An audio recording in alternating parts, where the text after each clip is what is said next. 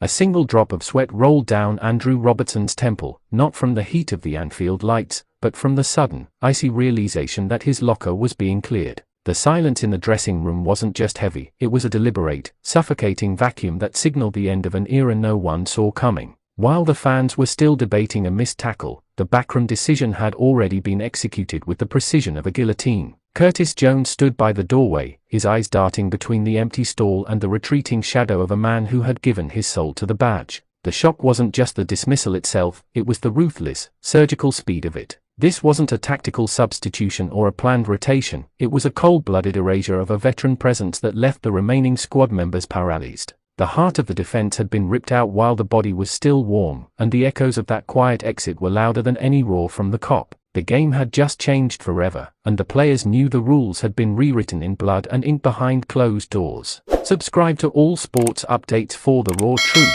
Curtis Jones could no longer bite his tongue as the deafening silence from the front office began to corrode the team's morale. He stepped into the light of the press zone, his voice trembling not with fear, but with a righteous fury that threatened to boil over. He demanded to know why a pillar of the community was discarded like yesterday's news without a single word of public gratitude or explanation. The board sat in their ivory towers, shielded by non-disclosure agreements and corporate jargon, while the pulse of the team was flatlining on the pitch. Jones pointedly noted that if a legend like Robertson could be treated as a disposable asset, then no one wearing the kit was truly safe from the sudden axe. His outburst sent shockwaves through the sports world, stripping away the polished veneer of the club's public relations machine to reveal a jagged, ugly reality underneath. The tension between the youth who played for the shirt and the executives who managed the spreadsheet had finally reached a violent breaking point that could not be ignored. The internal fallout was immediate and catastrophic, turning the training ground into a landscape of whispers and suspicious glances.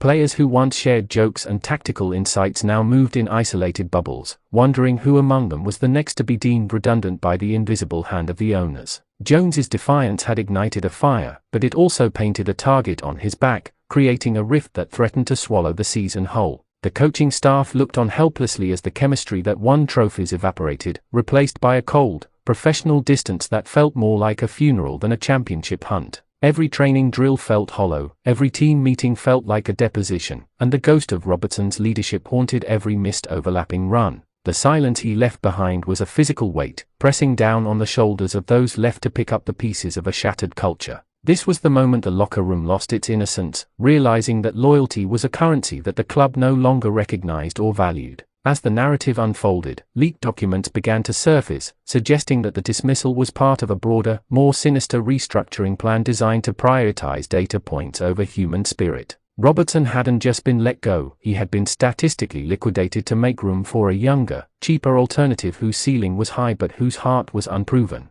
The fans caught wind of this betrayal, and the atmosphere at the stadium shifted from supportive to toxic within a matter of hours. Banners were raised, not in celebration, but in protest, demanding accountability for the soul of the club that was being sold off piece by piece. Jones remained the central figure of this resistance, his defiant stance becoming a symbol for every supporter who felt their passion was being exploited for profit. The clash between the traditional values of the sport and the modern obsession with efficiency had found its primary battlefield in this specific, heartbreaking departure. It wasn't just about a left back anymore, it was about the very identity of the institution and whether it still belonged to the people or the board. Check out all sports updates for more. The pressure intensified when Robertson finally broke his own silence, not through a polished statement, but through a raw, unedited social media post that confirmed the worst suspicions. He described a 10-minute meeting where years of service were reduced to a spreadsheet analysis, ending with a cold handshake and a request to hand in his security pass. There was no farewell, no celebration of his contributions, and no respect for the blood he had spilled on the grass for the fans. This revelation acted as a catalyst, turning the simmering resentment within the squad into a full-blown mutiny led by the senior players who felt the sting of the disrespect. Jones was seen arguing openly with the sporting director on the touchline, a public display of insubordination that would have been unthinkable just weeks prior. The hierarchy of the club was crumbling under the weight of its own arrogance, proving that you can manage a business with numbers, but you can only lead a team with honor. The silence had been broken, and the resulting noise was a chaotic symphony of anger and betrayal. Rumors began to circulate that other key figures were looking for the exit, unwilling to work under a regime that treated human beings like depreciating assets. The transfer window loomed like a dark cloud, with agents reportedly field calls from across Europe as the squad began to disintegrate from within. Robertson's dismissal had been the first domino, and now the entire structure was wobbling, threatening to bury the manager's legacy under the rubble of corporate greed. The local media, usually protective of the club, turned their pens into daggers, carving through the excuses offered by the press office to find the rot at the core. Every press conference became a minefield, with the manager forced to defend decisions he clearly didn't agree with, his eyes reflecting the same exhaustion felt by the supporters. The beautiful game had turned ugly, stripped of its romance and replaced by a cold, calculating machine that didn't care about the tears shed in the dressing room. It was a masterclass in how to destroy a winning culture in record time through a lack of empathy. In the midst of this chaos, a pivotal match approached that would define the future of the club and the fate of those who spoke out. The air in the stadium was electric with a different kind of energy, a defiant roar that wasn't for the win, but for the man who was no longer there. As the players walked out, they didn't look at the director's box, they looked at the fans, seeking the connection that the front office had tried to sever. Jones wore a tribute under his jersey, a silent promise to play for the values that Robertson represented, regardless of the consequences for his own career. The match itself was a blur of high-intensity friction, every tackle carrying the weight of the week's drama, every goal a middle finger to the suits in the stands. It was a desperate, beautiful display of defiance that showed the world that while a player can be dismissed, the spirit they leave behind is far harder to kill. The scoreline mattered less than the message being sent. The club belongs to those who care, not those who collect. As the final whistle blew, the players gathered in the center circle, a united front that excluded the management and ownership entirely. They took a long, deliberate lap of honor, acknowledging the fans who had stood by them during the most turbulent week in recent history. The silence from the board continued, but it no longer held power because the players and fans had found their own voice in the vacuum.